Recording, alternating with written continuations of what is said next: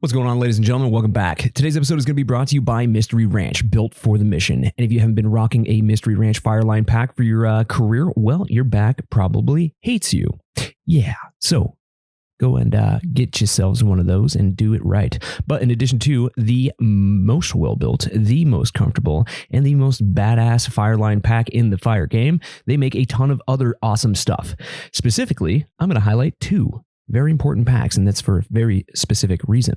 They make the Urban Assault 21 and the three-way briefcase in Wildfire Black. Both of them come in Wildfire Black. Well, if you guys are and girls out there are looking for a last-minute Christmas gift or maybe some Black Friday stuff, well, head over to www.mysteryranch.com and pick you up some of these three-way briefcases or these Urban Assault 21s. Why? Because 10% of the proceeds from the sales of these packs go directly back into funding the Backbone series scholarships. And that brings me to my next point.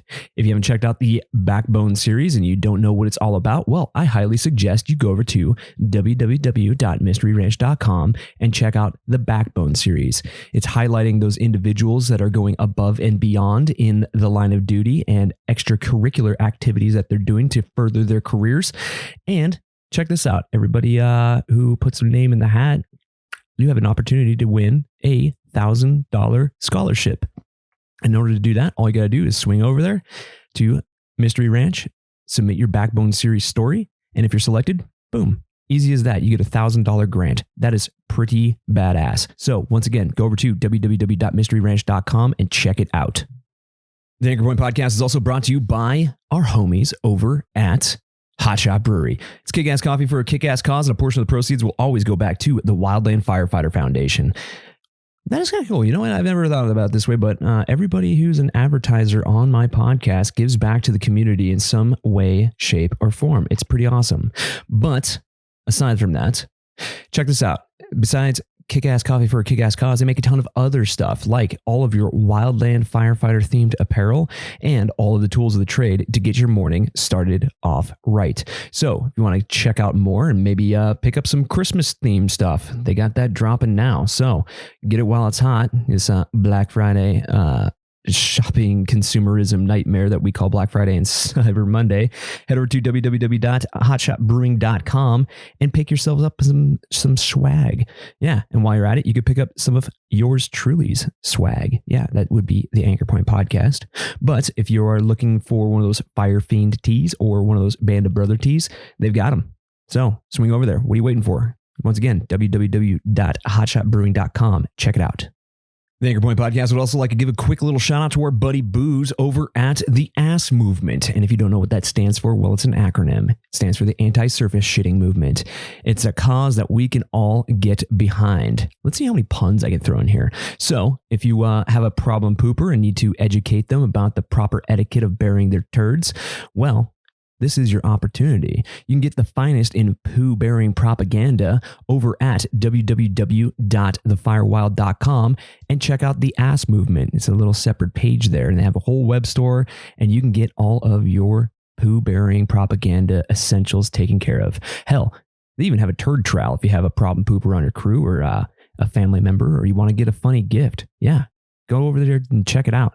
But it's an awesome cause that I can get behind.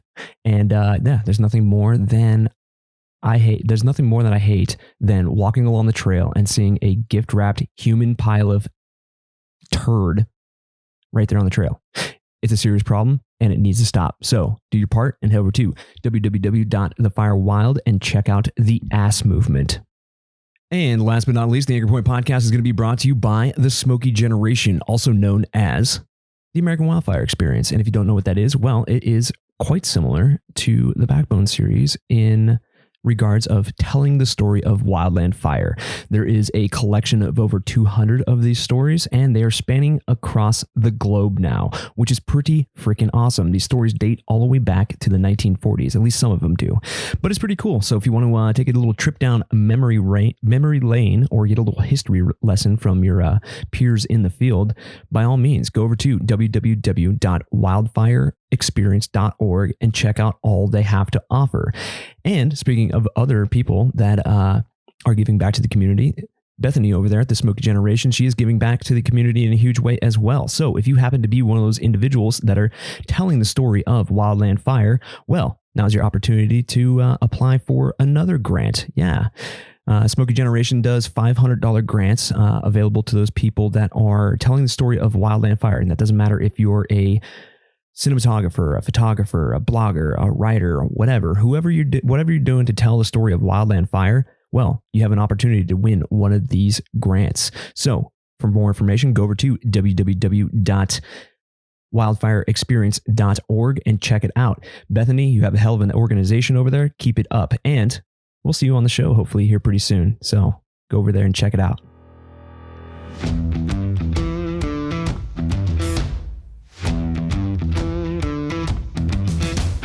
The views and opinions of this podcast do not reflect the views and opinions of the United States government, the Department of the Interior, the Department of Defense, the Department of Agriculture, the United States Forest Service, the Bureau of Land Management, National Park Service, the Bureau of Indian Affairs, or any private, municipal, county, or state firefighting organization, any law enforcement agency, any medical provider, or any contractor employed by any federal agency.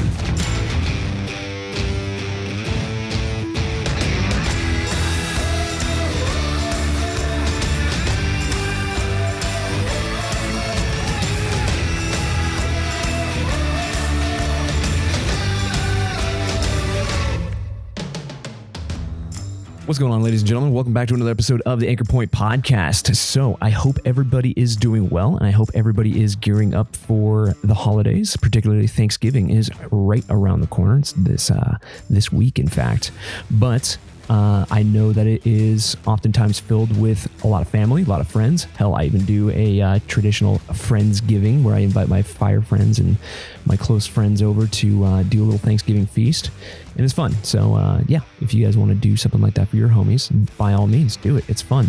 But as far as the reconnecting with family thing, I know it's kind of a stressful time, and that's also sprinkled in with the insane consumerism lumped around Black Friday and Cyber Monday.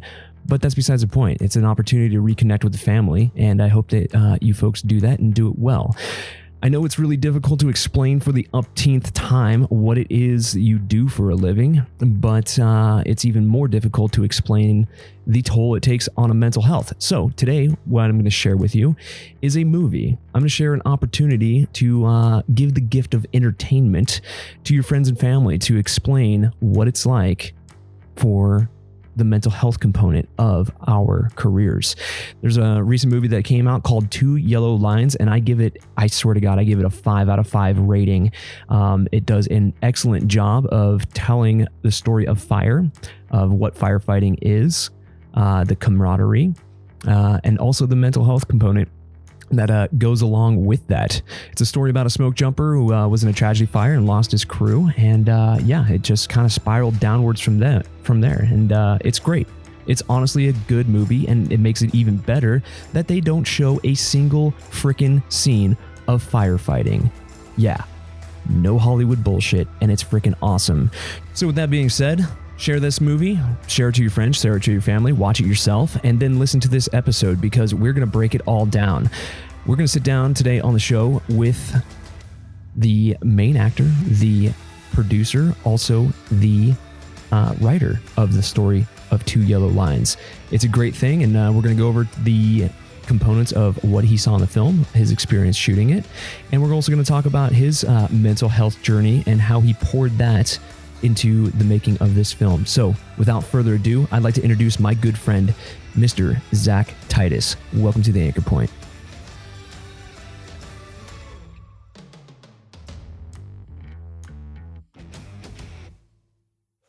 All right, ladies and gentlemen, welcome back to another episode of the Anchor Point Podcast. Today on the show, I've got Mr. Zac Titus, also known as Jack from 2 Yellow Lines. What's going on, dude? Hey, man. How you doing? Good, dude. I'm doing good, man. Yeah, excellent. Thanks for having me. Yeah, appreciate it, man. And I appreciate the work you've done on the movie. It's actually one of those movies that... All right, so let me preface this with every fire movie is based around either tragedy or just like Hollywood drama crap. And you have like somehow parted the seas and told the story of Wildland fire without showing a single freaking scene of people fighting fire. It's incredible. But we'll get into that later. So yeah, man, introduce yourself, man. Tell us all about you. Yeah. And I'm a father of 4 daughters. Been married to my high school sweetheart for 21 years. Grew up in Ohio. My wife and I lived together for 5 years. Went to Carroll College there. Played college football there. Won a couple national championships with them. And then we managed a bed and breakfast for 5 years outside of Helena. And then we decided to make a change and pursue what we wanted to pursue. And then that led us to LA, and 13, 14 years later, here we are. Nice, man. Yeah. So any fire experience by any chance? So when we were managing the lodge in Montana, we had 440 acres. It was an old home property that we got back in 1998. And so I had a contract with the government to thin out our property. So I'm like, wait a minute, you're going to pay me to thin out my forest, and I get to keep the wood, and I get to build slash piles and burn. I was like, okay, this is great. That sounds kick-ass. So, yeah. So, I've had just an absolute ton of experience with chainsaws and building slash piles and running a one-man crew to contain, 4 or 5 fires at once. And one I had get under the duff a little bit and get out of control, and, was super embarrassed when the cavalry arrived. But it was a good lesson in just how much care you have to take in these fires. 'Cause, it just went lower than I thought and just kind of progressed out. And when I came back around to check on it, I was like, well, that's a lot of smoke. Wait a second. This is not right. This is not what I did. This is not supposed to happen. Yeah. So, but beyond that, I never really went down the road of becoming a fireman. The current place that we live now, we actually have in our HOA, we have a fire truck and a crew. And so at some point I'll get certified as a wildland firefighter and join this crew, but I just haven't had the time. But certainly it'll happen, because, you kind of have this pull and I know that that's where I'm headed. So as a volunteer for our community, for sure.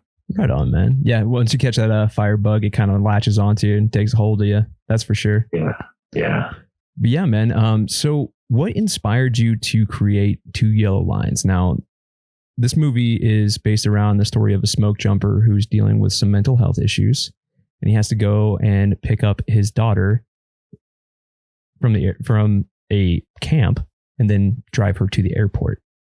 So what inspired this whole thing, man? Because I watched the trailers and I was like, all right, this looks kind of good, I was a little bit nervous about the Hollywood special effects thing of like trees exploding and all that stuff, the typical Hollywood stuff. So I was a little bit apprehensive, not going to lie, but it totally blew my mind, because that was not anything remotely close to what actually was.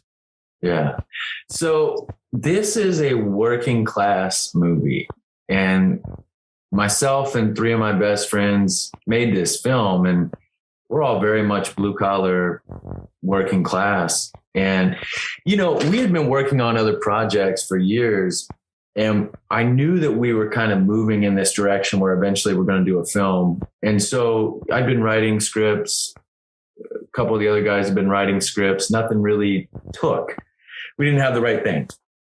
So the summer before we started shooting, my oldest daughter wanted to do a motorcycle trip with my father-in-law. He was riding his motorcycle from Montana to Ohio. She jumped on a flight, met in Nebraska.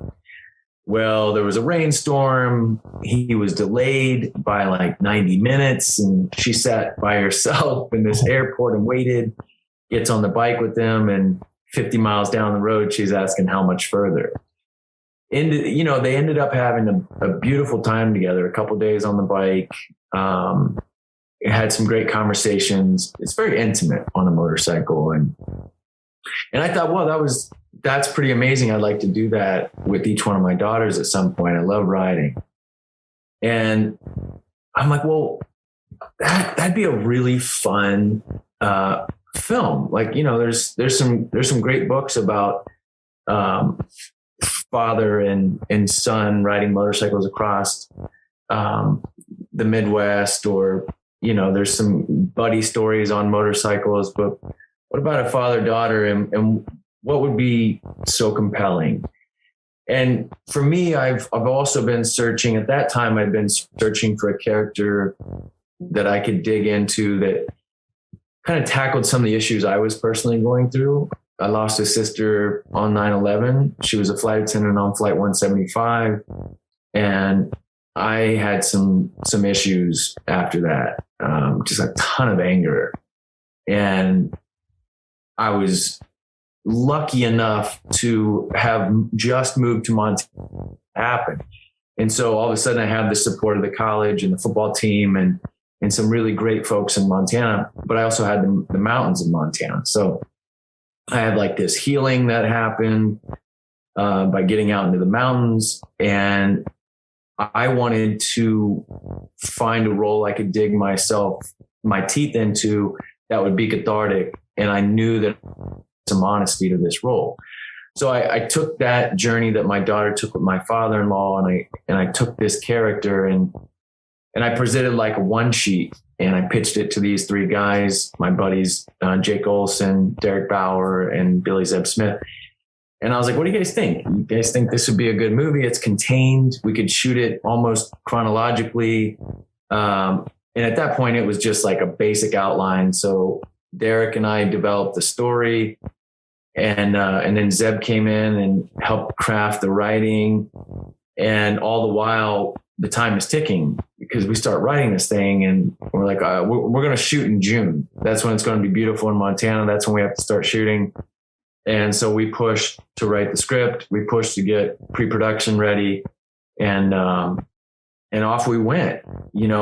Derek, who is the cinematographer and the director, as well as writing on this, he has the whole camera package, right? Like, we built the camera rig on top of my wife and I's Explorer, and we bought this old Harley from Wisconsin, this 98 Dyna Wide Glide, put it in the back of a trailer behind my father-in-law's dually, had an old RV and another trailer full of electric gear and crew gear. And we had a crew of 13, which is super minimal.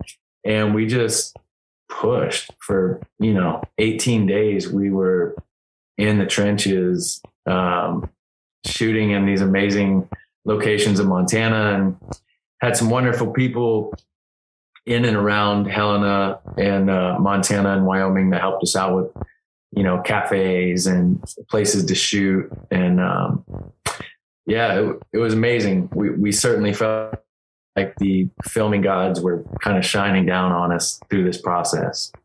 But, nice, man. And yeah, it's a cool thing. And you said how many days? 18 days you finished? Initially shot 18 days. Uh-huh. And then we kind of put that into an edit, and then we looked at some of the scenes that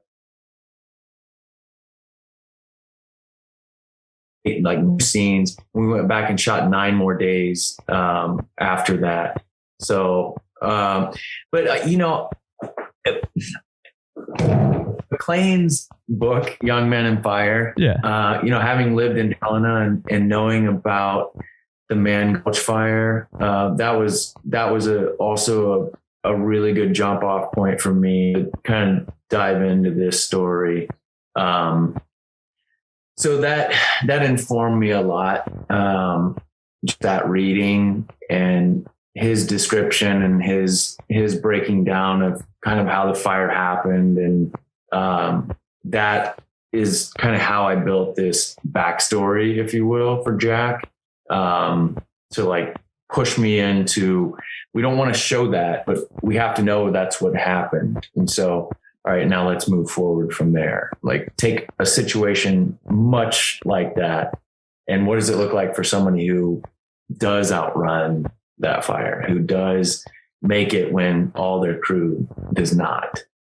And to me, that's like closer to where I was with 9/11 and, you know, having my sister perish and me not, was kind of this almost survivor's guilt, even though I wasn't on the plane or anything. I wish I had been, you know. I was like, could I have done something different? And all these crazy thoughts go through your head for a long time, months and years. And, you know, you think you can somehow protect your sister, but, you know, you just can't. So. Yeah, and that's the thing too, is I love how the film, it expands on these topics, particularly among or upon mental health. The mental health component on this film is just like so accurate. It's like dead ass accurate. And I cannot believe how well of a job you did portraying that. Like, we explore topics like survivor's guilt. We explore topics like PTSD. We do flashbacks, the anxiety, all the little like telltale signs of mental illness or PTSI, right? Post-traumatic stress injuries. And you do that very well. And I think that's a very important topic to portray to a digestible form like a film, because it's very, very hard to either put on paper or verbalize. But when you have a visual element behind it, it tells a very powerful message. Yeah, you know, that was really important for us to get that right. And, you know, a lot of Derek's cinematography also helped kind of tell that story.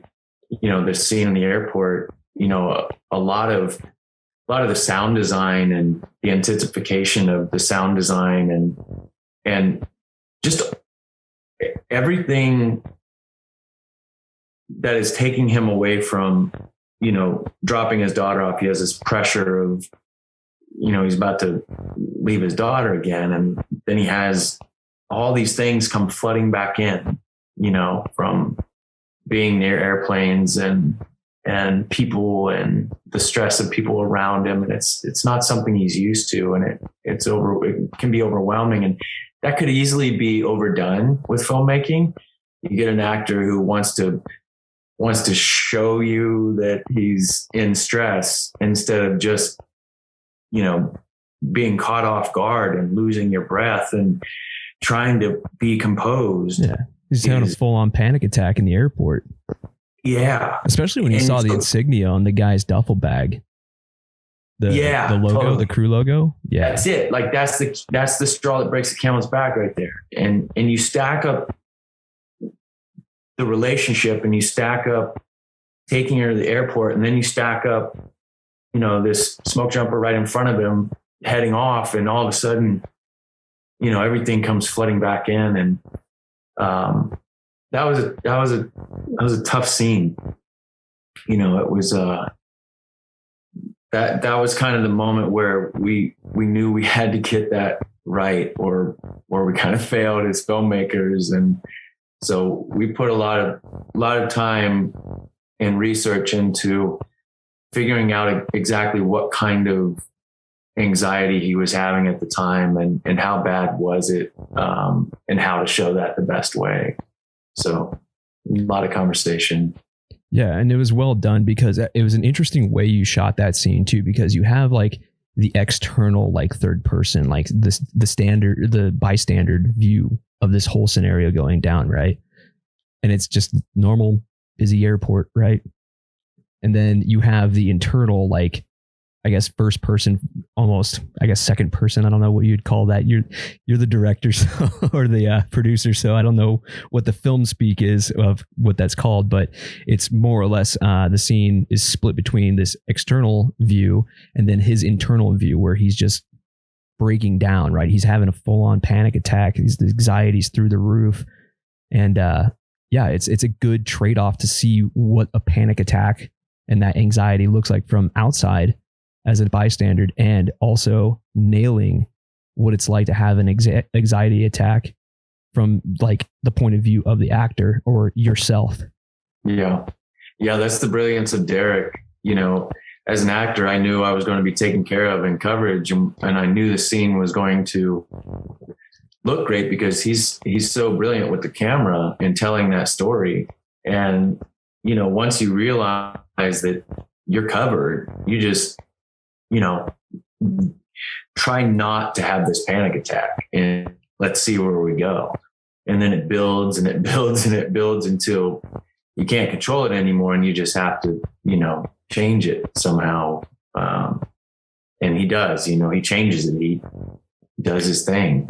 Yeah, escapes the situation. Yeah. Did what he was trying to do, right? There's danger. You leave this sense of danger, right? That's a firefighter thing, 100%. Yeah. But curious question for you, and it was a personal question, but the way you portrayed that scene specifically, I mean, do you mind if I'm just going to ask it right here, and I don't want to offend you or anything like that, but have you experienced an anxiety or panic attack like that? Yeah. So anxiety attacks surround me. My mom had panic attacks and my cousin had panic attacks. And I hadn't had a full-blown panic attack. I had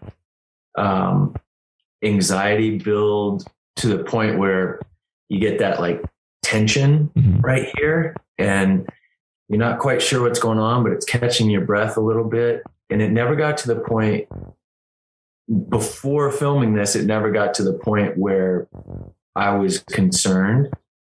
And then leading up to filming this, I woke up full blown sweats one night, just freaking out. And I was like, oh, that was strange. Like, you know, and I had been dreaming about this fire. And so it became a recurring dream leading up to filming, and the fire was getting closer and closer. And I would like get out away from it through this rock band. And I was like, this is kind of a trip, because in my mind, this is exactly how it happened for Jack. And then right before we filmed, I had it, I woke up from a dream and I was just like super panicked in my breath, and I had just barely made it out again. And I like felt myself closing up, and I'm like, oh, there it is. Like, that's it. It's that simple. And the funny thing is I never really had a full blown panic attack until we started shooting this movie. And then I started getting anxiety quite a bit. And I think ultimately looking back, it was just me lending myself to back a little more and knowing that for this moment in time, my reality was changing a little bit. So that was getting in my head a little bit. And then it was good. And then now though, every once in a while, I have a little bit of that anxiety to the point where it's almost panicky. And actually, I did the hike one day. I had a pretty good little bout. That was a little concerning to me, but I had a lot going on. So, yeah, it's not fun. That tension, you know, the where your mind goes and where your body starts to close up and shut down. It feels a bit out of control. It's not too great. You? Oh yeah, I've had them before. 100%. Yeah. That's the thing though. It's like the reason why I asked that is because the way you portrayed that scene, something just told me that the actor, like himself, like Zach, right? Not Jack, but Zach, that you actually have had experience with a panic attack. So you know how to portray that. You know what it's like. Yeah. It was real. It was visceral.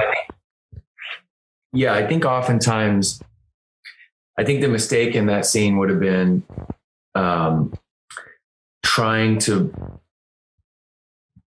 put my body into a situation where I was showing a panic attack, like trying to create a certain breathing rhythm. But I think the reality is when you are having a panic attack, you're trying not to have a panic attack constantly, right? Pretty damn hard. That's for sure. Trying to calm it down. You're trying to calm the mind and you're trying to calm the body. And so I had given Jack these breathing techniques. And that's what I kept going back to, is like, just know what you know, like recenter yourself, breathe, release. And they really work. And when I was having an issue last week, it was the same breathing technique that really just kind of calmed my mind, which calmed my body right away.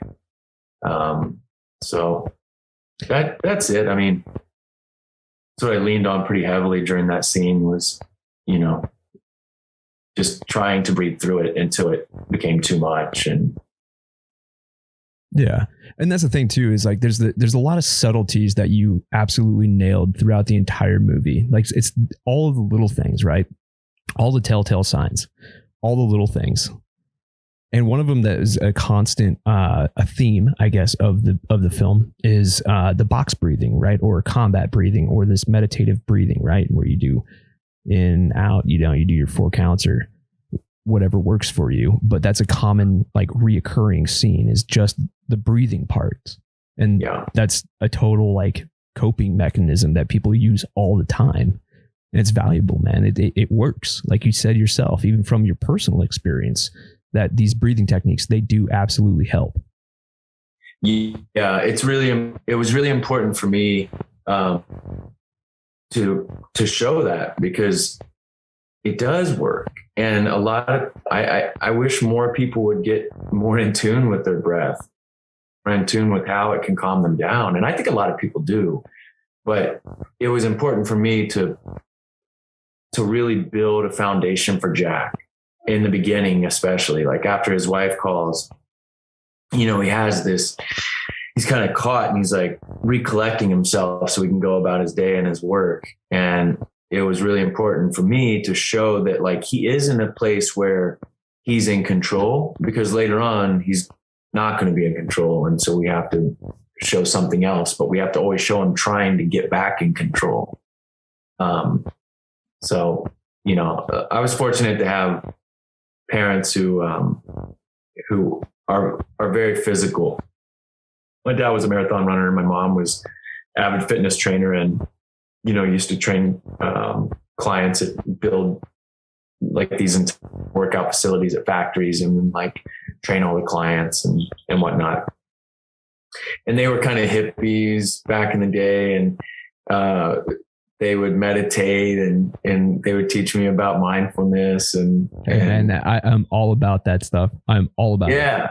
Yeah, totally. And so for me, it's like, breathing is the regulator of the body. And the only way I can ever control my mind is if I just focus back in on the breath and be mindful of just the breathing. And then all this chatter, all this other shit can just kind of blow in the wind. Yeah, it becomes insignificant after you do this enough, and you're competent enough to recognize this, and then also competent enough to use those breathing techniques to recenter yourself, like you're saying. Yeah. And as an actor, I have to use those same breathing techniques before I go into a room for an audition or a callback or whatever, because the anxiety builds pretty heavy in those moments. And it's the same tech sitting outside, and it's like, just recenter, recollect, do my counting, and move on. So nice, man. Yeah. Well, you nailed that part too. And speaking of other subtleties and the little things that stood out to me in the film, it's like the visual component and the connection components, right? So there was one particular scene that stood out to me, and every firefighter has this, right? They have their box of shit.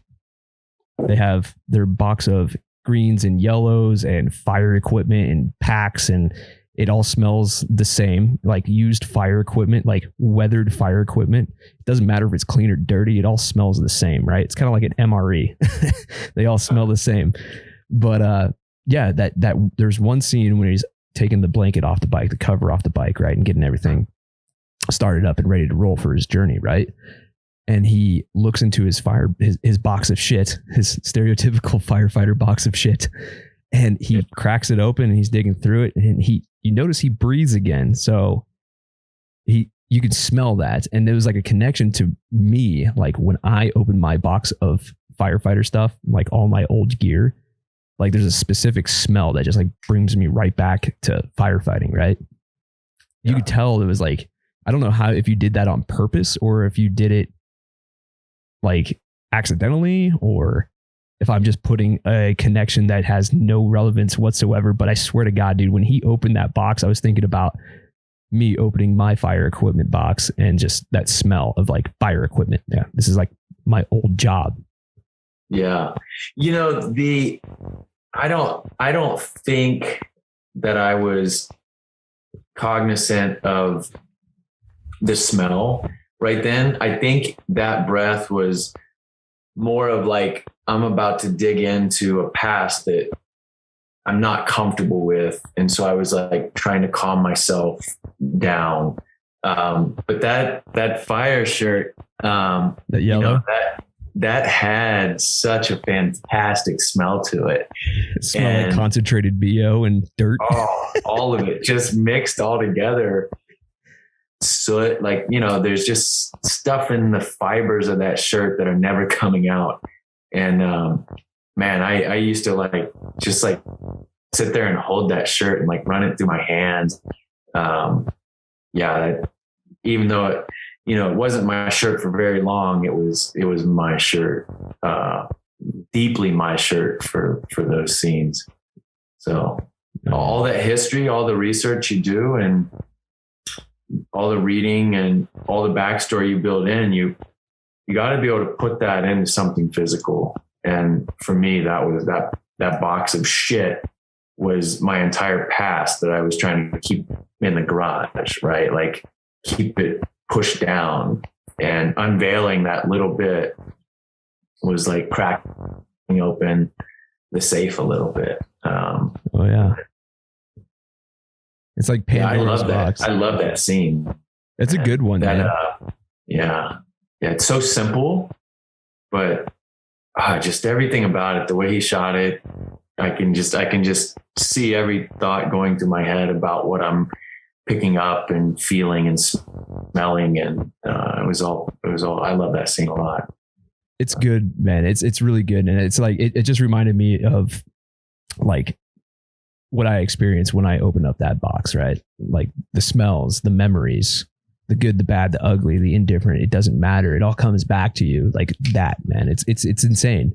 And I know every firefighter out there that has this boxo shit, they're going to relate to that scene particularly well. And I really hope that people that are listening to this podcast go and watch this thing, man. This film is awesome.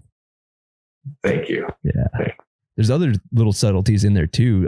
Speaking back to the mental health component of it is the burying. Like Jack's character, he buried everything. And that is an all too common thread among our fire community, right? That's real shit. We don't talk about like the problems. We don't talk about what we experience. We don't talk about to our friends. We don't talk about it to our family. We just bottle all that shit up inside until it becomes explosive and a problem. And it's obviously a very large problem for Jack's character. Yeah. Yeah. So much so that, you know, he left his wife and his daughter. You know, he thought that it would be better for them if he wasn't in their life, you know, and that's, you know, he needed to find quiet. He needed to find kind of who he was again. He didn't know who he was after this. And so, you know, it was part of the development of this story is like, you know, we're all fathers, all four of us, we're fathers of daughters. And it's like, what has to happen to you to leave your family? And it's like, whoa, your life has to be changed in such a way that you, one, are fearful of losing anyone else you love. So you abandon them so you don't lose them, which is kind of ironic. But two, you're so lost in who you are that you can't find your way back there until you kind of reset somehow. And so by leaving them, he is searching for, you know, who he once was to try to get back to that. Well, that's an important concept to explore too, right there in itself. I mean, I have a very firm belief that once you get into the firefighting game and you've done it for a long time, it becomes, it's a common trap of life to where fire becomes your only identity. That's who you are as a person. I am nothing else except for a firefighter. It's all too common. And that's what we see with Jack is he's struggling to regain that identity as a firefighter, but he's just too, I guess, not damaged by it. Well, he's damaged. He's very damaged. He's injured. He's got a PTSI like a motherfucker, but he's also trying to reconnect with that fire life, and he abandons everybody around him just to seek it and get it back. Yeah. Yeah. And, you know, that's this new crew he's with when he's, you know, fell in these standing dead woods, these pine beetle infested trees. Like, that was important for us as well, you know, because normally a guy like Jack or a guy like you or a guy like me, you get into a setting where you're with a crew of 5 or 6 and you're out felling trees. Like that's a good time. Oh yeah. Like I'll do that job. No problem. But for him, it's still, he's trying to stay separate from these guys. You know, there's a danger there. And the danger is not the saw, and the danger is not the tree. The danger is I might get too close to one of these guys and become friends with them, and then something could happen. And then I'm going to have to lose another friend. And so there's this shield that he puts up, and he puts it up with his daughter. You can see it when the daughter first comes back into his life. He's like, I'm not going to show you that I love you or care for you because you need to go on. You need to go back to your mom. Yeah. He thinks that he is the hazard in that situation. Yeah. Yeah. So that's, you know, we show it with those guys as well. They're trying to bring him into the crew, and he's just focused on his thing. He needs a job. He's, you know, not trying to be buddies so much. Yeah. And that's the thing, man. It's losing yourself in an identity and then having a tragedy to where you become, or you think that you become the hazard. That's not good, man. It's not healthy at all. And it happens in real life, in real fire, like all the time. It does, man. Oof. Yeah. I can't tell you how happy I am to be chatting with you and to having had you watch this film and relate to it. I think that's our number one mission as filmmakers, is to, you know, when you have someone who's actually seen the world and gone through this world in some way, and they find moments in your film that are honest and true, it's like, that's all we can hope for as filmmakers and artists, is to have an authenticity and a relatability come through the film that's honest. So I'm just so stoked that you watched and that we're talking about it. So, yo, man, it's a great film. It honestly is, and there's so many real like concepts in there that I could relate to, and then a lot of other people out there in the fire community can relate to as well, because we've seen it time and time again. I mean, shit, this is the reason why the Wildland Firefighter exists. The Wildland Firefighter Foundation exists. That's why Anchor Point exists. That's why Grassroots Wildland Firefighters, that's why they exist. That's why all these organizations exist, is to fix things like this film represents. Yeah. It's a hard job. It's even harder on your mental health. If you spend enough time, I mean, this is a previous guest of mine. He said that it's not surprising of when someone commits suicide. It's always a surprise of who it is. So wrap your head around that for a quick second and really think about the gravity of that statement, right? That is expanded times 25,000 people out there during the summer, and they do it year after year after year. These are like combat deployments without getting shot at, and they do it year after year after year. Eventually, that's going to take a toll on your mental health. and it needs to change. That's why these organizations exist, right? Yeah. To spread that word and to change these inherent problems that are plaguing our system. And when something comes out of left field, because I had no idea that your movie, your film was coming out until you hit me up, right? Totally no idea, right? It's important that things like this happen. It's important that films like this exist because they tell a story to a general audience. And I want to let everybody, if any public out there that's listening to this, that's not a firefighter, that's listening, your movie, your film, dude, hit the nail on the head, because this is the elephant in the room that needs to be talked about, and you do it in a digestible form. Yeah, that conversation has,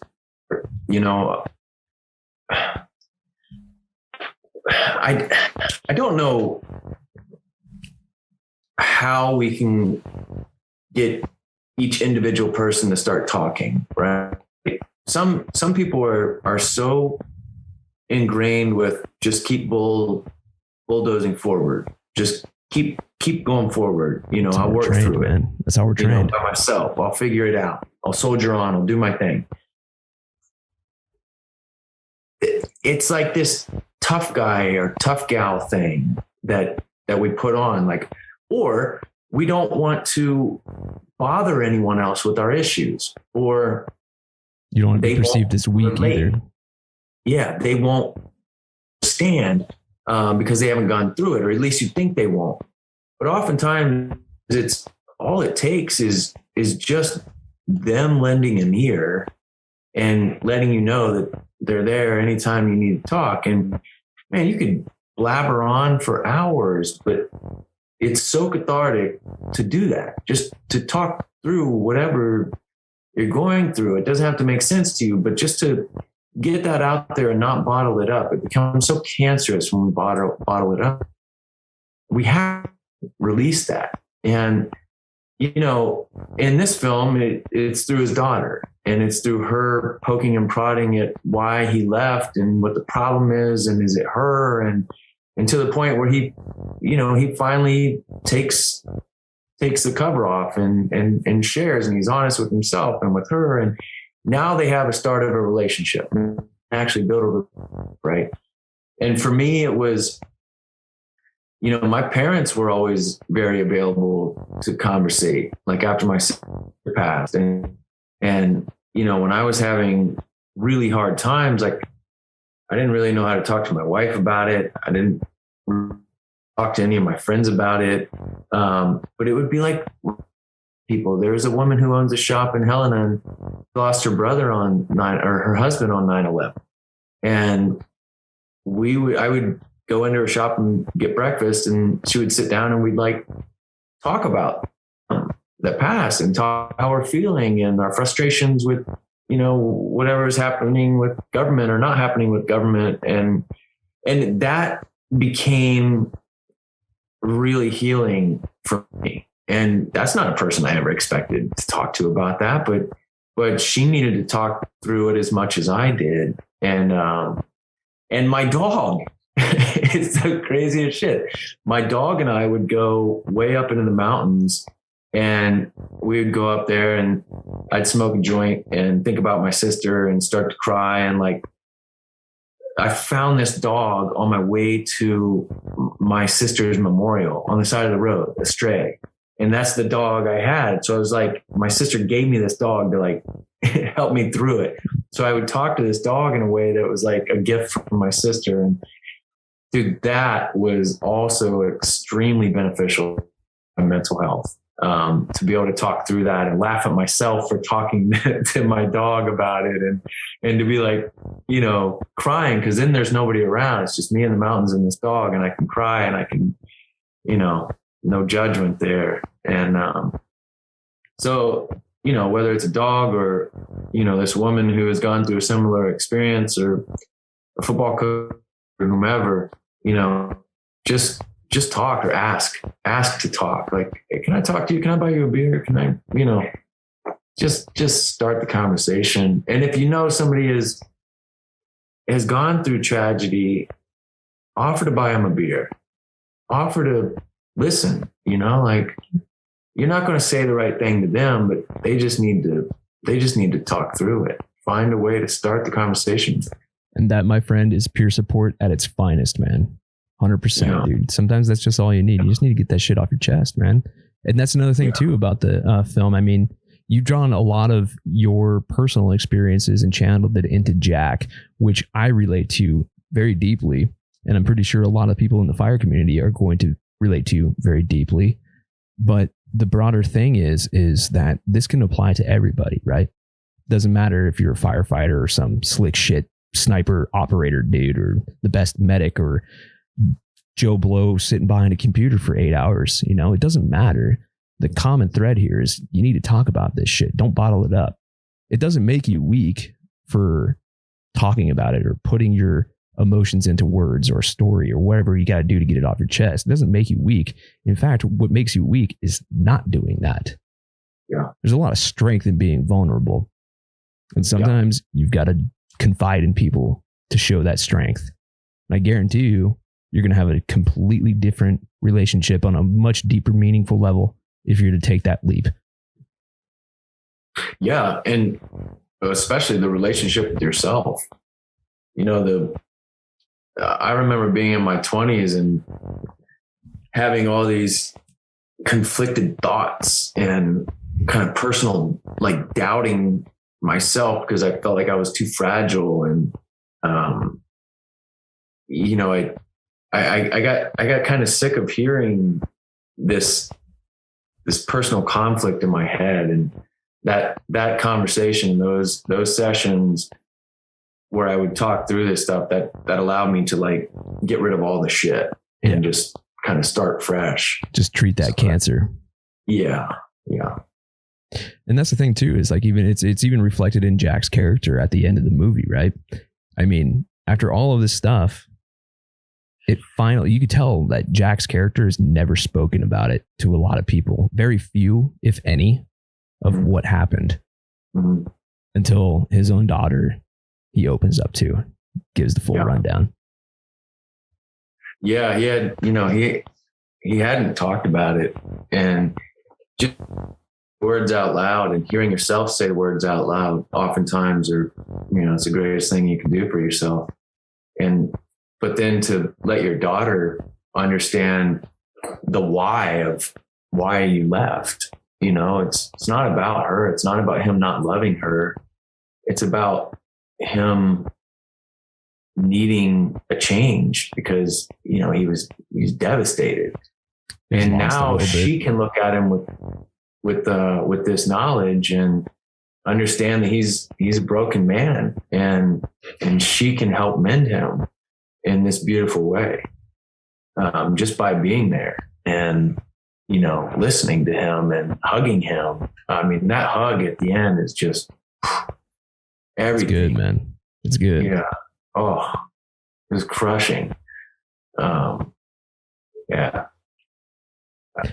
Yeah, it was pretty damn good. And another furthermore part of that is like that whole breath thing, right? That recurring theme about the breath. You could tell like that breath, that breathing when he was hugging his daughter, you could just tell there was like this infinite weight lifted off of his chest. Right there. Yeah. That moment. Yep. Yeah. That's the beginning. Like that's a new relationship for them. That's the potential of what happens after this movie. It's like, now we can have a relationship, and that's the beauty of it. But it's an incredible story, man. And I definitely love the shit out of your movie. I'm going to share it to all my buddies. Like, yeah, fuck, I even bought it. I didn't rent it. I fucking bought it, dude. I was all like, yep, send it. Buying that bitch. It was good. So it's good, man. But aside from Two Yellow Lines, you're tying that into doing some additional, I guess, extracurricular activities. You did a big ass hike, the Trail to Remember, and to raise money for the Wildland Firefighter Foundation. Let's talk about that, man. Yeah. So I felt like if I was going to play a former smoke jumper, I put a lot of time into understanding the world before we filmed and during filming. But afterward, it's like, okay, if I'm going to put this movie out where I play this former Smokejumper, I need to act in some way. And I wasn't sure how to do that. And so Wildland Firefighter Foundation had come kind of in and out of my world. And we were on a call with Yellowstone, the PR gal at Yellowstone. And we were trying to figure out if we could do something with them for the release of it. And she's like, well, have you reached out to Wildland Firefighter Foundation? And I was like, I have not. I was like, I've been meaning to, I just haven't done this. And this was like 6 months ago. Mm-hmm. The next day, going to my daughter's school or soccer practice or something. And right in front of me is this Coors truck with Wildland Firefighter logo right in front of me at a stoplight. And I'm like, right then and there, I pull over, I pull them up, and I'm just pull them up on my phone. And I'm like, okay, that's who we're going to give back to. I didn't know how yet. During the pandemic, I was doing a lot of like longer explorations out into the mountains. I'd go and like bivvy out in the mountains for a night. So I'd do like 13 miles in the evening and bivvy overnight and then come back super early, be back by 8 a.m. And I was like, oh, this is fun. You know, I'm a mountain adventurer. I've done Mount Whitney like 13 times and I, you know, climb Mont Blanc and I love this shit. I love the mountains. And during COVID, I thought during the lockdown, I'm like, well, I want to do the Backbone Trail. And I knew that it was a serious undertaking. So I thought, well, I'll probably do it in 2 days. That would be fun, you know, 33 or 4 miles a day. That'll be pretty good back to back. And then I was like, all right, well, maybe I could do that for a fundraiser. I could, you know, get some people interested. Then I start training for elk season this year for archery. And I was putting in a lot of miles and I was feeling pretty good. My legs were, you know, I'd never moved through the mountains quite like I was in September this year.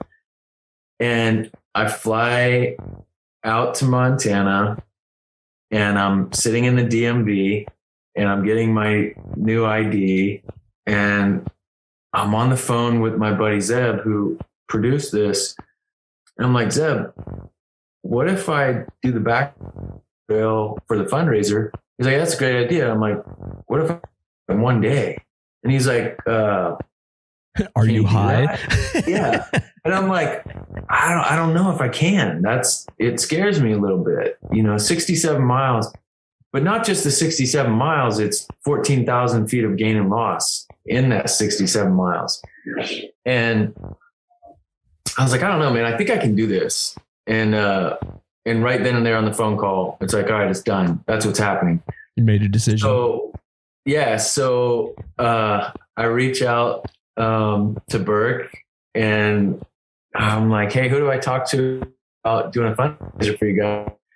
And he's like, Dean is like, well, let me put you in contact with them. And next thing you know, I'm on the phone with them. Burke. And I'm like, hey man, I want to, yeah, he's awesome. He's rad. And he was stoked on it. I was actually hanging out with him last weekend. He was down here for a fundraiser. Oh, I mean, you know, couldn't have a better person running that kind of foundation. And I was really stoked when I heard how excited he was about it. You know, it's like, I don't know how much money I raised. It wasn't really the point. The point was I knew I had a certain audience that was going to be looking at and maybe towards what I was doing at the time. And if I could redirect that towards the foundation and giving some of that money, some of the audience that was looking this way to give some money towards this, then I felt like I was honoring the men and women, you know, who weren't so lucky, that didn't make it back home. And so I knew I had to do this.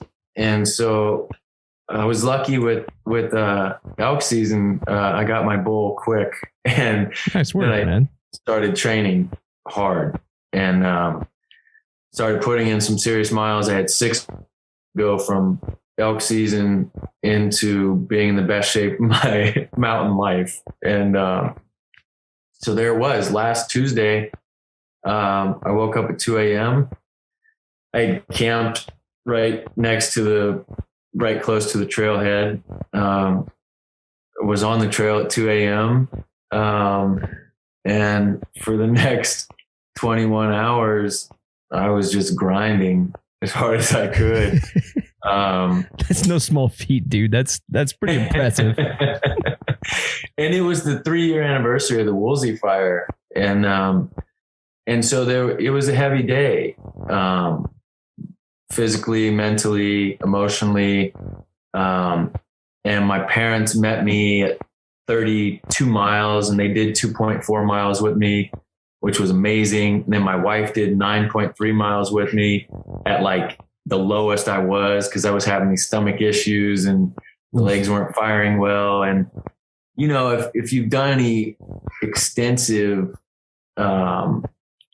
endurance like that, you know, stomach issues and food intake can be the end game, or the end of it for you. And so I wasn't sure mentally where I was at. Like, is this it for me? And so I didn't even eat the last 9 hours. Oh, Jesus. Yeah. And so I was expecting to bonk at any time. That or worse, get rhabdo out in the middle of nowhere. Oh, dude, it was probably close to happening, but instead I went into this automated mode where I just found a rhythm and my breath and my body were in sync and just started clicking off miles. And then it got dark. And then once you have that headlamp tunnel, the outside world goes away, right? It's just foot strike and power, and that's it. And so it worked. And there I am finishing it up at like 11 p.m. 18 hours and 41 minutes of actual move time, total of just over 20 hours for 67 miles. So boy, was I thankful to see the end of that trail. I bet that victory beer never tasted so damn good in your life, man. Yeah, it was good. And it was a Stella. So it's not a beer I would normally drink, but I was like, all right, it's cold. I'll drink that. And it's got more water. I need water right now. It's got more water than alcohol in it. This is good. Yeah, so it was a perfect combination. But you know, at the end, my pops, my dad,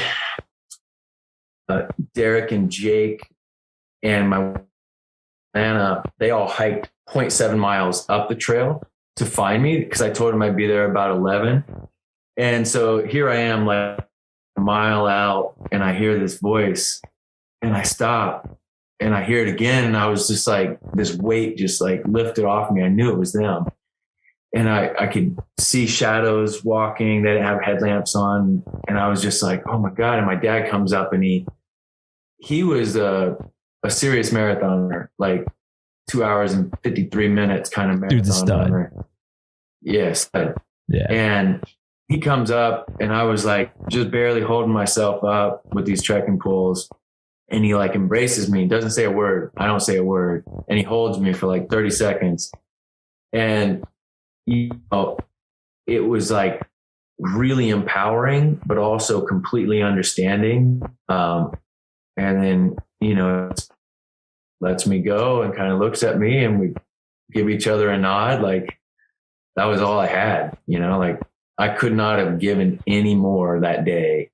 And that was it. And so we walked the last bit and my mom's down there and, you know, we stand around and have a beer. And so I start shaking uncontrollably, you know, because in the body, the reality of it, that high kind of wears off. Yeah. And I was like this. And Jake, my buddy's like, you're shaking, man. I was like, yeah, I'm okay. Oh, it was a trip. Went and got 2 double doubles, fries, and a strawberry shake, and that started the healing process. Hell yeah, man! That's definitely well deserved. Cool. That's a pretty incredible feat, man. To solo that Backbone Trail, that's impressive, man. You know, the longest day in the mountains I've ever had before that was 30 miles. So I was into this new realm that I hadn't been before. And, it took me back to some of the mental questioning and kind of the fuckery that your mind can put you through. It took me right back there for a good hour or two, where I was really questioning if I was going to be able to do this. If it made me question my grit, like, am I really going to be able to push through this? And it was really empowering to be able to do that and kind of find out, what am I made of? Can I do this? I don't know. So it was a good end of a 4-year mission with this film, and this was the perfect way to cap it. So no one could ever take that away from you either, man. That's cool. That's something to hang your hat on, dude. Serious. Yeah. But yeah, man. So you went from indie filmmaker to getting picked up by a major, I guess, was that a studio? What do you call it? A studio? Yeah. To releasing this movie, to soloing in 24 hours, less than 24 hours, the Backbone Trail, and raising some money for the Wildland Firefighter Foundation, man. This is like a hero's journey of your own, man. This is fucking cool. I have this tattoo on my arm right here. Yeah. AT, Alicia Titus. And it's so she can continue this journey with me. And I've been able to accomplish anything I've set my mind to, because I don't know, because she's with me, she didn't get a chance to continue her life. And so I feel like I kind of have to live 2 lives almost in some way.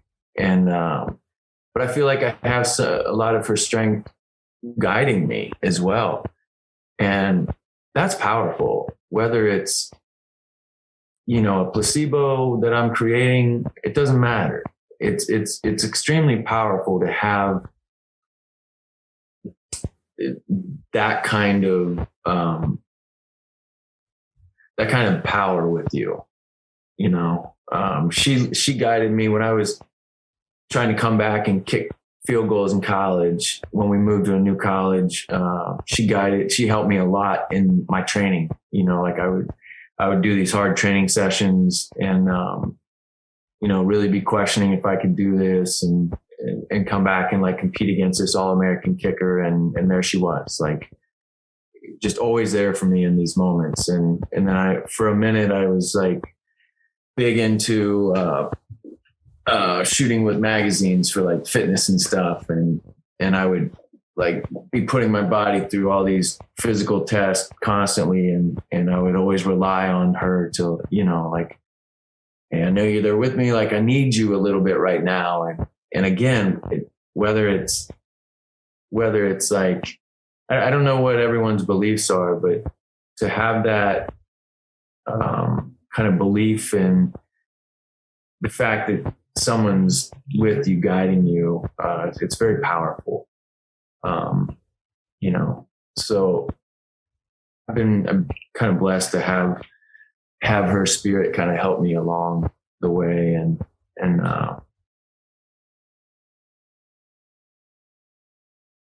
my wife is amazing. She's, she goes out and trains with me. We did 20-mile days, her and I, in the mountains. And, she allows me to go out and do this crazy ass shit. I'm like, hey, babe, you mind if I take off in the mountains tonight? I'm going to sleep out there and I'll be back in the morning. She's like, yeah, sure. Go do your thing. And she knows I'll be okay. She takes care of the kids and lets me do it. So, and the same with this film, 4 years is a huge undertaking. Long ass time, man. Yeah. And, we had just had our youngest daughter, Tegan. We had just had her a month before we started filming. So I leave my wife with a newborn. Good luck, babe. I'm going to go film. And 2 of the other kids. And I take the oldest child with me to go film, who could out, but she's gone now. And I go shoot this movie, and she's a trooper. She's tough as hell. That's a tough woman right there, man. Yeah. Oh 100%. Man, she's crazy tough. Yeah, my wife would never allow me to do that shit. She'd be like, get your ass home. You're taking care. You're changing diapers. Trust me, I had to change a lot of diapers before I started asking these things. Oh man. Speaking of your daughter, that's the one thing I don't believe we really covered there, but you introduced your daughter to her first acting role in this movie. Yeah. Your daughter, Jack's daughter, is your actual daughter. You play Jack. She plays Ellie, right? Hannah. Yeah. So I knew she was right for this the whole time. And when I first started conceptualizing this story, she's who I had in mind. But I had to convince Derek and Zeb and Jake that she could handle this. It relies heavily on whoever is opposite me, whoever plays my daughter. So she was in a performance of West Side Story down in Hollywood at a theater down there. So I invited those guys. I was like, why don't you come and watch her? I think she's fantastic. I think you guys are going to love her. So they come to the show and she just kills it because she's just got this thing about her. And all three of them at the end, like, look down the line at me and they're just like smiling and shaking their head. Done deal, buddy. We got the casting.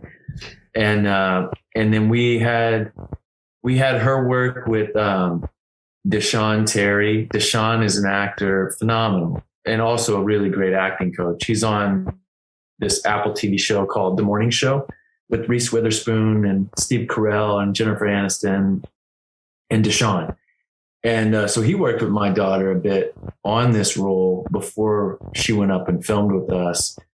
But then our actual father-daughter relationship worked to our benefit during these scenes because I could kind of play, when it was her coverage, I could play a little bit different dialogue, get at her in different ways and kind of tempt the performance out. Make her come out of her shell, per se. Yeah. So, and I could talk to her a different way as well. It's like, kiddo, like, look, if you just go all in on this performance for this scene right here, you're done. Like we can shoot it one or two times. If you just got to go all in. And so she would like walk away for a second, come back, kill the scene, just destroy it. And she's like, did we get it? Can I go now? Kind of thing. I gotta go. Come on. All right, let us check. Yeah. So, she was funny in that way. If she knew that she could expedite the process by just, coming in and just nailing it once instead of like warming up into it, man, she would give you all she had. Just crush it.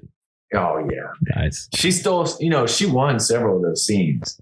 Like if you're tallying up points and if anybody else watches this film, you're going to know the scenes because you're going to be like, oh yeah, Hannah, 5 points, Jack 1. It's got like a scorecard.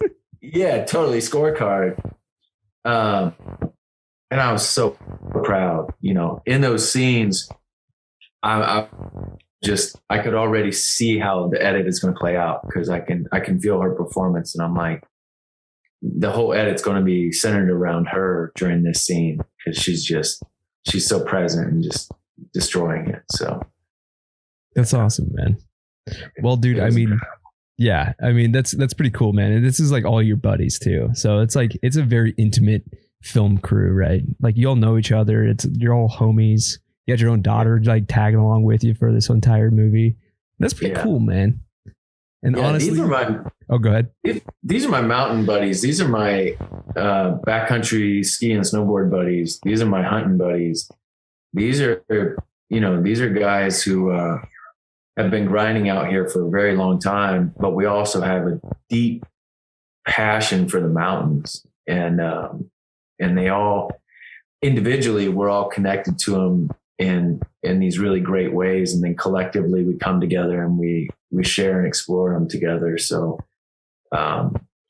taking that into our filmmaking, we knew that we would be able to put in the work. It was a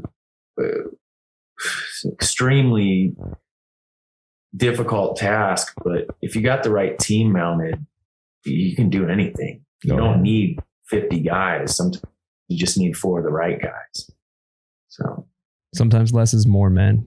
But yeah, at the end of the day, man, I honestly couldn't think of a better way to honor your family, the Wildland firefighter community, your daughter, and most importantly, your sister, man. Bravo, dude, on this film. It's epic. And I'm going to just spread it like a cold in a daycare, man. I'm just going for it, man. It's an awesome flick. And yeah, I just want to say thank you, man, because it is great, man. Thanks, man. Thank you very much. I appreciate that. So what about you? Like, how old were you when you got into fighting fires? Like, what drew you to it? I was like at the ass end of my ass end of 20. So just about 21, I got into it. And then actually my uncle, well, he's not really my uncle. He's just like, I call him my uncle because he's my dad's best friend. He's a Smokejumper. He's former AK bro, former Boise bro. And he's like, hey man, you should try out firefighting, man. Yeah, I'll point you in the right direction. We'll get you dialed in as far as fitness and everything like that. And of course, I got my fucking ass kicked my first season in fire. So my ass was a wad of cookie dough. It was bad, but made it through and understood it a little bit better. And then I kind of just stuck with it for 11 years, man. Yeah. Right on. It was fun. Scariest moment? Which one? Yeah. I mean, so obviously, but one that you were questioning if you'd get out, or were there multiples of those as well? There's been a couple of close calls that I've had, a couple tree incidents. Those are definitely pretty scary. In fact, to this day, like if I hear like, you know how like when you're cutting a tree and you hear the hinge wood like creak when it's going over, if I hear that, like, you know how like it's a windy day and you hear trees like creaking, that shit like puts the hair up on my neck, man, on my neck, because like I just flash back to that day where like, or with one of those days where I was almost hit by a tree, like pretty sketchy stuff. There was one incident where we're on the American Fire and my crew was surrounded by fire because somebody else put fire on the ground when they were not supposed to. Not going to name names or anything like that, but another crew. And they were surrounded, defending a historical site. And that actually scared me more than anything that I've been like intimately like face to face with my own mortality kind of thing, because I was more worried about them.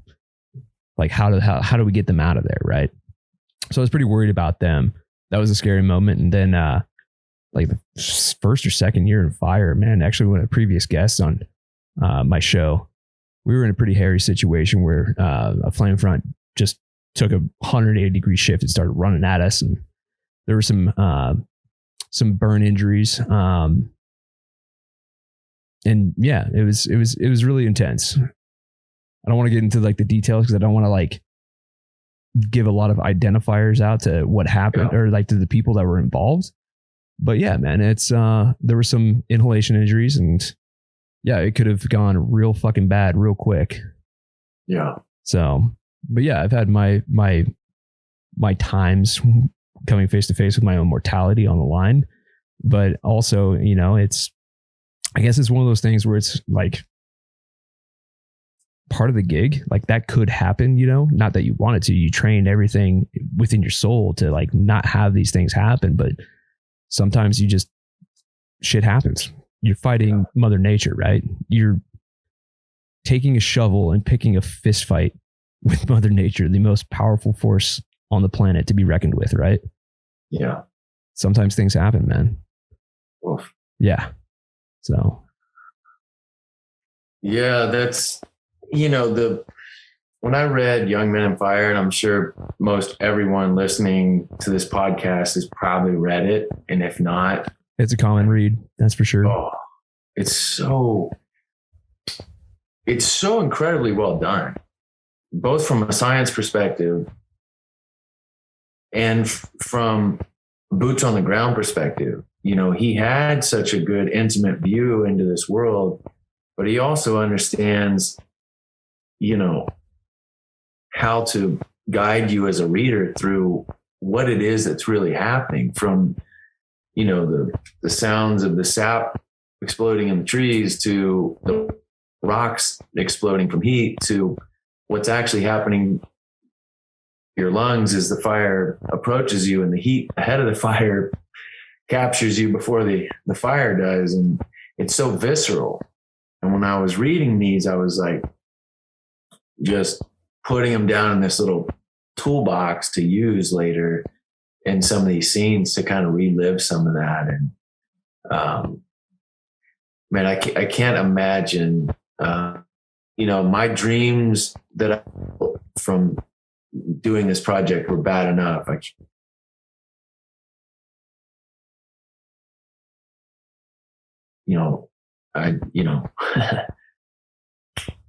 don't know how you guys do it season after season when you have something happen like that.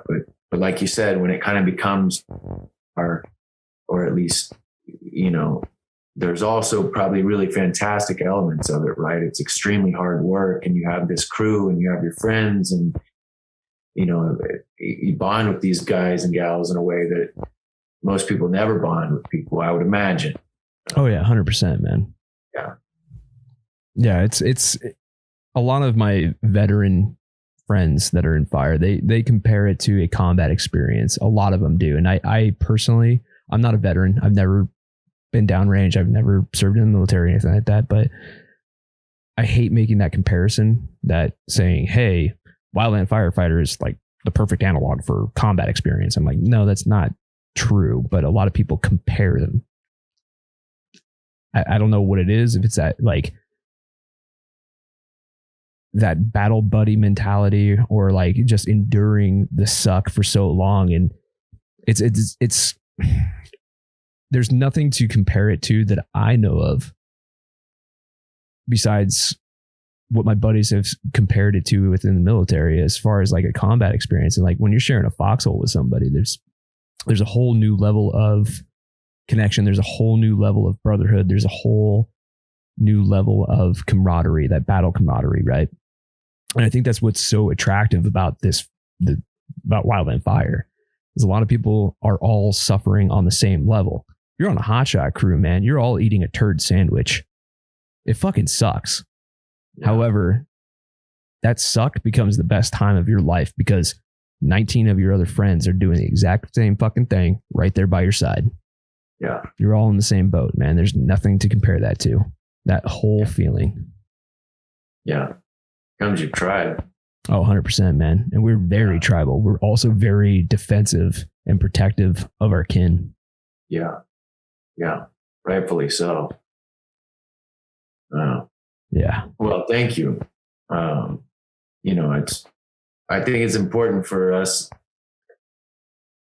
society, to say thank you more to men and women like yourself and first responders and police officers. And I feel like, I don't know how often they hear thank you, but I try to make it a point all the time to say thank you, because, you guys are the ones that are running towards the fire. You guys are the ones that are running towards the burning building and the collapsing buildings. And, that thanks needs to be given more.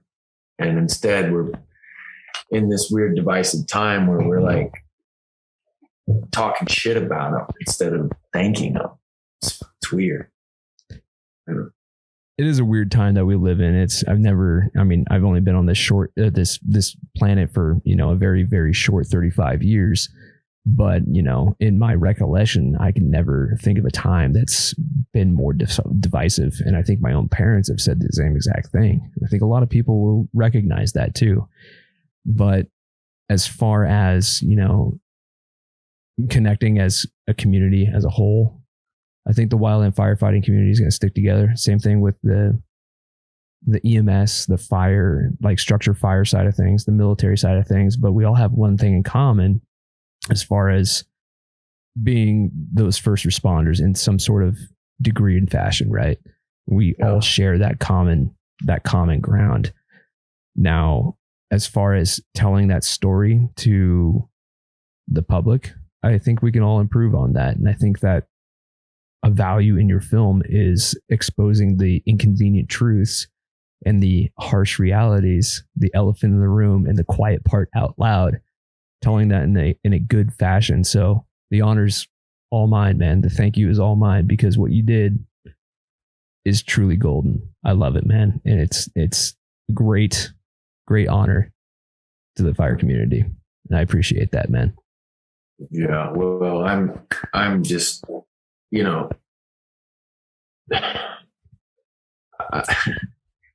when you actually reach your audience, it's so fulfilling. And, you know, cause you have friends that'll watch it and they're like, oh, it's a really good movie. And it's like, all right, cool. Thanks. You know, like you kind of have to say that. So I don't know if you really mean it, but then when you have somebody who's lived through this experience and they have no reason to fluff you with some bullshit, and then you actually hear that it touched somebody in some way or it in some way. As an artist, it's like that's the absolute number one goal. And you know, you can walk away from a project, and even if you don't make money on it, as long as you connect in a way that you wanted to with your audience, you know, then it's a huge win. And so to hear this is it's just this huge win. And but it would also be nice to, you know, make some money on it. So we'll see. Well, I mean, it is a business, man. You got to make money. It's a job. I get it. Yeah. Hey, do you ever watch any Apple TV? No, actually, I haven't signed up. Everybody's telling me to like sign up for Apple TV. I guess all my buddies at work are talking about this like one sci-fi show that's on there. I can't remember the name, but I guess it's really good. Like the Foundation. Oh, okay. I think. Yeah, the Foundation's on there. There's several really good ones, but I'm on a show, All Mankind, on Apple TV. So I was in season 2. I'm not gonna lie, dude. I creeped your IMDb before I did this. Oh yeah. It's like stalking someone's LinkedIn. You got to do your research, right? So I play a NASA Marine in season 2, and each season jumps ahead like 12 years. And so this was like 1983. And there was a need for a Marine presence on the moon because they were taking hydrogen to create fuel and to further space exploration, right? So it's like the space race like kind of ramped up, and then they had to weaponize space to defend resources. Kind of like the same shit that's going on, you know, on the terrestrial side of things. Earth. Yeah, exactly right. Okay. So they bring me on for 4 episodes, and then I thought that was it. And I get a call, you know, beginning of this year, they'll bring me back for season 3. And I'm like, you know, I knew they were jumping ahead 12 more years. And I'm like, 1995, like, what am I going to be? Like some washed up, you know, Marine? Telling like, stories at the VFW, you know, from the Space Wars. Yeah. And I can't really say anything about it because it comes out in spring, but my character is so different 12 years later. And in a way that I think a lot of us will relate to, because we have an uncle like this, or we have a cousin or somebody like this, or we know of somebody who turned out like this. Someone who's seen some shit, basically. He's seen some shit and he is questioning what he believes, what he's being told, right? Kind of a little anti-government. That's as far as I'll go. But it's awesome. I had such a blast. The season 2 and the NASA, full on NASA suits were, it was super dope. I had the best time.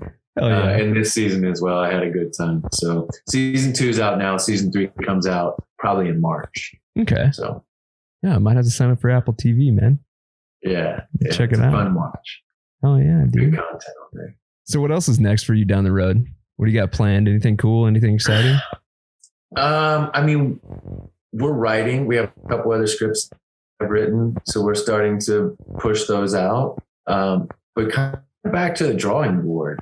a little bit in that weird headspace of what's next. Like, where am I going to go? Like, I don't have a direction right now. So it kind of feels discombobulating.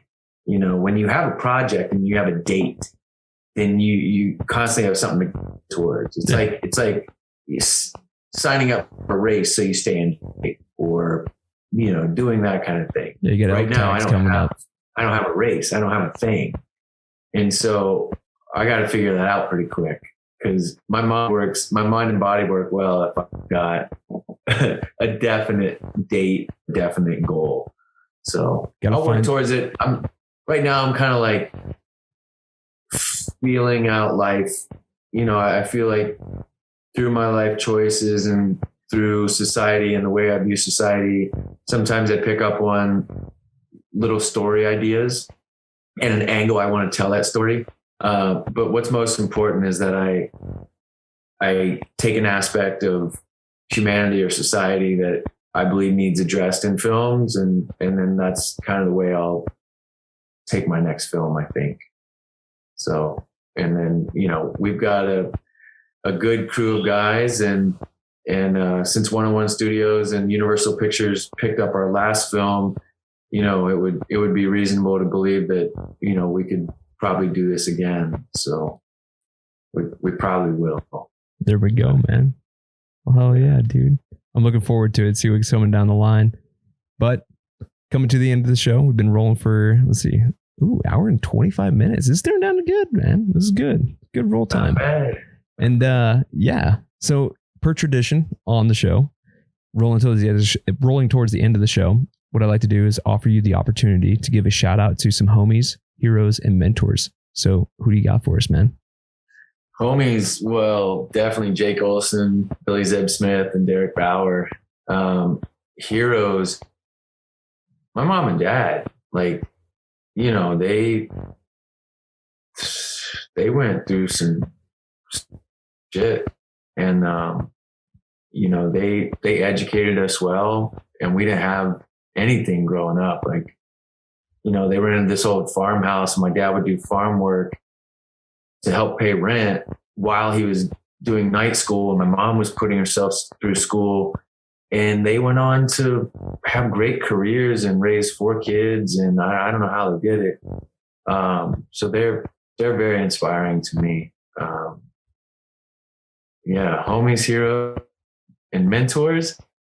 Mentor is pretty easy too, because that's my father-in-law. He's like a second dad to me, and he kind of took me under his wing and, showed me a different level of work ethic and a different way to look at what I was doing and how I was doing it. And he's been just fantastic. He's this guy that'll fix any old mower, or he'll resurrect a business and make it super successful, but he's not afraid to get in there and a carburetor and figure it out. And it's always been incredible to watch that. This man could easily pay to take the lawnmower and go get it fixed, but instead, he is interested in what the problem is and finding the solution for it. So I'm getting better at analyzing what the problem is and then finding a solution. So. Oh yeah, man. Professional problem solvers, man. You'd probably do good in fire. Just saying, man. We'll see if we can point you in the right direction as far as getting signed up for like an AD or something like that.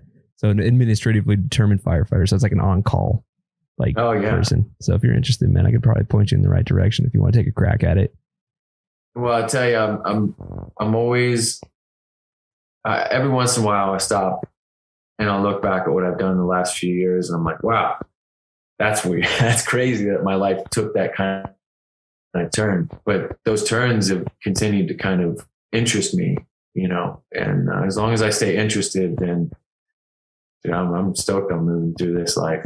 So, oh yeah, life's full of experiences, man. You got to experience all of it. Yeah, or try to at least. Yeah, nice, man. Definitely. You got to push against your limits too. Absolutely. I'll tell you that much. Absolutely. Hey, who's the guy who's riding across the U.S. right now with his dog? So that's Kevin Conley. Yeah. Yeah. He goes by on Instagram. He goes by Backcountry Ninjas, all one word. Yeah. That dude is a fucking stud, man. He's I believe he's somewhere in the desert Southwest. I want to say he's like outside of Albuquerque. I want to say right now, currently. Yeah. But yeah, if anybody's out there like listening to this right now, if you have the ability to like, I don't know, intercept him somewhere or just hit him up on Instagram or Facebook or wherever, or see if you can like buy that dude a beer, a well-earned meal, a hotel room. I don't know, take him to your place and like let him shower. I mean, the dude's camping. He's like riding his bike across the fucking country, towing his dog. Yeah, for Wildland Firefighter Foundation, right? Yeah. Raise money. Yeah, he's incredible. Hats off to him, man. I'm stoked to follow his journey, and I have been so far. But I mean, it's what an incredible undertaking for him. I mean, it's probably healing in so many ways as well. Oh yeah, and just so meaningful. I mean, what a cool trip, dude. That mental health component. This is like, so you did Zach. You did your movie to heal from some past things with your sister, right? With 9/11 and all that stuff like that. He's doing it for very similar reasons. And so he's got his own flavor on it, but that's his healing thing. You healed through your pursuit of film. He's healing through his pursuit of riding across the country and raising some money. Yeah. It's fucking awesome, dude. It's fucking awesome. Help that man out. Yes. Yeah. That man, he needs a beer, pet his dog, get his dog some like bully sticks. I don't know. Yeah. Awesome. But as far as that, man, as far as the movie goes, where can we find your movie? Yeah, so anywhere you can find VOD, like Amazon, Vudu, Apple, DirecTV, any of these major channels where you can rent or purchase a film, you're going to find Two Yellow. Or just Google it or go to twoyellowlinesfilm.com and you'll find we have a link that'll take you to Universal Pictures home entertainment page, and they have all the links as well. But if you just Google it, where to watch, it's going to pull up a ton of choices for you. So yeah, stoked. And then this week, Saturday, we're doing a screening in Helena, Montana. And half the door, because we get half the door and then they get half the door, but our half will go to Wildland Firefighter Foundation as well. So we only have 8 seats left out of the capacity that they have set right now with the COVID mandate. So we're pretty stoked on that as well, and get an audience in there, but then, direct that money to WFF as well. So. Fuck yeah, man. That's awesome, dude. Yeah. And as far as you personally, man, where can we find you on the old socials in case we want to reach out? Yes. So it's Zac Titus 1, ZACTITUS 1, Instagram. And then, that's pretty much the place I'm at. Doing it for the gram exclusively. Yeah. My wife is helping me understand Instagram and social media a little bit better. She's pretty good at it. Whatever. I probably wouldn't give a shit if I wasn't acting, if there's like a reason to do it. Yeah. Well, shit, man. Well, dude, Zach, thank you so much for being on the show, man. And I'm going to pump this movie up, dude. It's a good one. Right on, man. Thank you so much for me. I'm just so thankful to be on your show. So pleasure's all mine, dude. Thank you so much. Appreciate it. Right on, brother. All right, guys. Hope you enjoyed the show. Peace.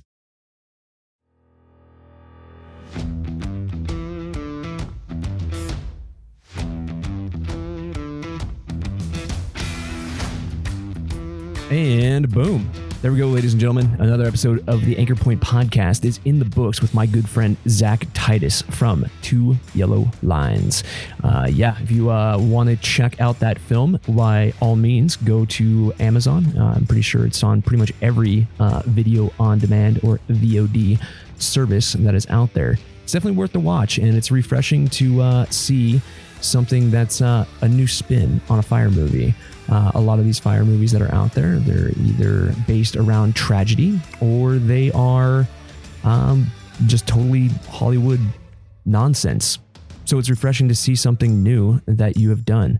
Thank you for talking about your role in all of it. And yeah, you're the main actor. Your daughter's the co-actor, co-lead. You are the producer and the writer.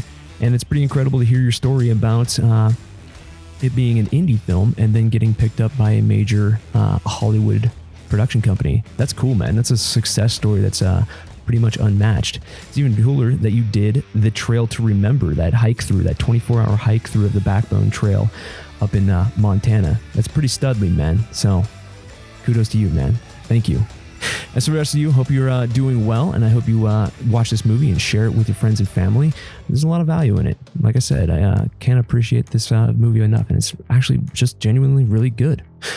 Other than that, special shout out to our sponsors. We got Mystery Ranch, makers of the finest, most comfortable, most well-built damn packs in the fire game. Go over to www.mysteryranch.com and check out the Backbone series.